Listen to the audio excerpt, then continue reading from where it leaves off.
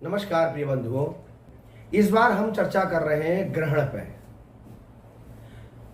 लगभग 120 वर्षों बाद ऐसा संयोग पड़ा है कि पितृपक्ष का प्रारंभ भी ग्रहण से है और उसका उत्तरार्ध भी ग्रहण से है। प्रारंभ चंद्र ग्रहण से भाद्र शुक्ल पक्ष पूर्णमासी चंद्र ग्रहण पड़ रहा है। यह चंद्र ग्रहण का प्रारंभ रात्रि 9:28 से हो रहा है और इसका पूर्वार्ध 1:36 पर इसका मुक्त्यर्थ हो जाएगा, मोक्ष हो जाएगा। शास्त्र ये कहता है कि सूर्य ग्रहण के प्रारंभ से 9 घंटे पहले सूतक का प्रारंभ होता है। इस कारण से 7 तारीख को 12:54 के बाद से ग्रहण का प्रारंभ और उसके सूतक का प्रारंभ माना जाएगा।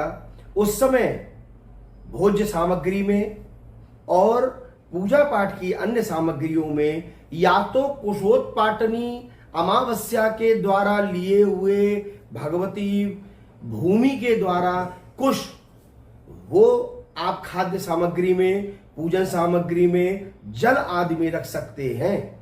अगर आपके पास वह संभव नहीं है तो आप तुलसी का दल पहले भगवती तुलसी का आवाहन करके उनको ले लें, फिर आप उन सभी वस्तुओं में आप डाल सकते हैं जो कि खाद्यान्न सामग्री हो। यह सूर्य ग्रहण और चंद्र ग्रहण प्रारंभ चंद्र ग्रहण से है, इसलिए यह चंद्र ग्रहण भारत में और कई देशों में मान्य है। परंतु जो सूर्य ग्रहण हमारा अमावस्या के दिन पड़ रहा है वो भारत में मान्य नहीं है। परंतु ज्योतिष शास्त्र के अनुसार यह दोनों संयोग लगभग 120 वर्षों बाद प्राप्त हुए हैं। जब ऐसे संयोग प्राप्त होते हैं तो कहीं कहीं लाभ भी प्राप्त होता है और कहीं कहीं हानि भी प्राप्त होती है। यह ग्रहण प्रकृति के लिए पूर्ण रूप से शुभ नहीं है, राशियों के लिए तो शुभ है, जो कि मैं अगले में आपको अभी आगे बताता हूं।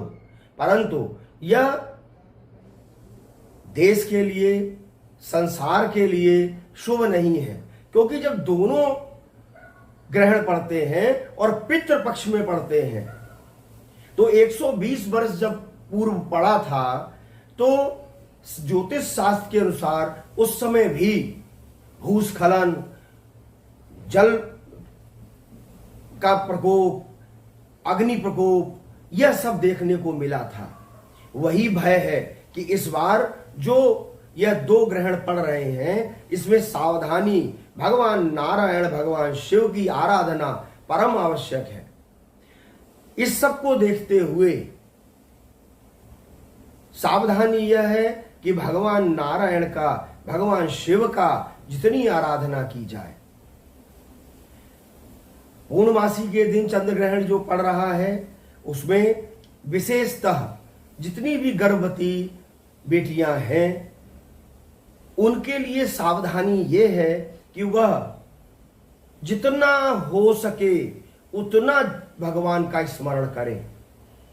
निर्णय सिंधु में यह दिया हुआ है, गर्भवती महिला या कोई भी विप्र ब्राह्मण अगर अनुष्ठान कर रहे हैं तो उस अनुष्ठान का फल करोड़ों गुना है।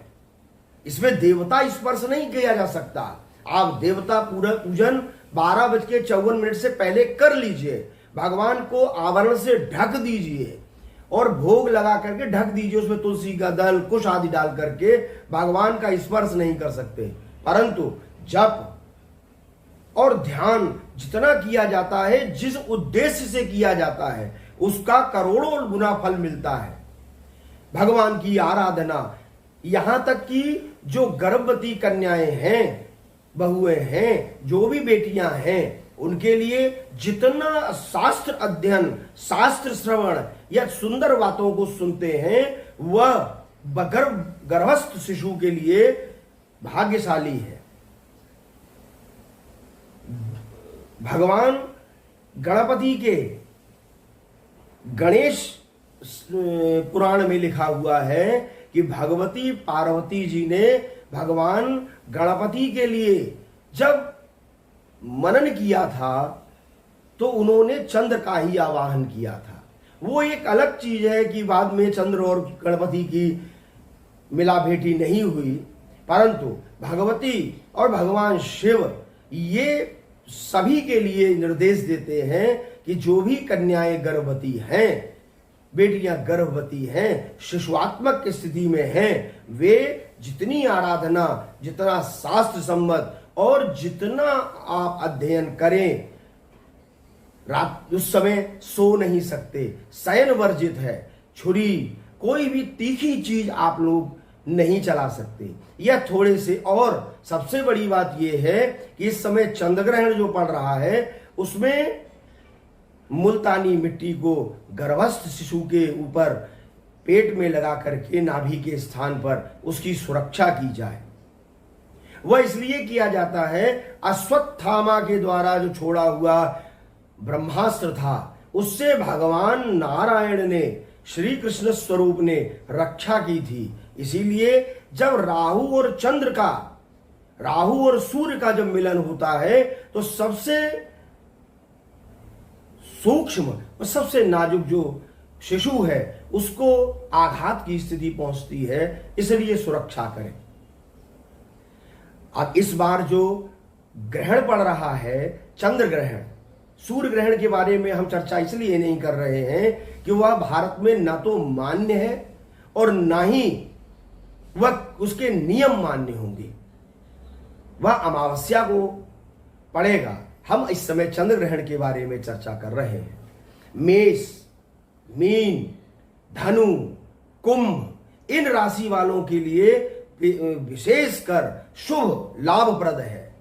कन्या राशि वाले, सिंह, वृष और मकर राशि वाली जो बेटियां हैं वह विशेषकर सावधानी अवश्य रखें, क्योंकि शिशु के ऊपर यह ग्रहण का प्रभाव पड़ सकता है।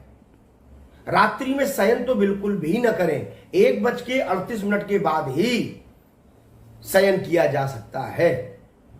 भगवान की आराधना करें और अन्य राशि वाले सब इस ग्रहण में भगवान शिव का आराधन करें। इस प्रकार से करने से ये जो ग्रहण पड़ रहा है 7 तारीख को, इसका निर्वाह भी होगा और शुभ लक्षण प्राप्त भी होंगे। नमस्कार प्रिय बंधु।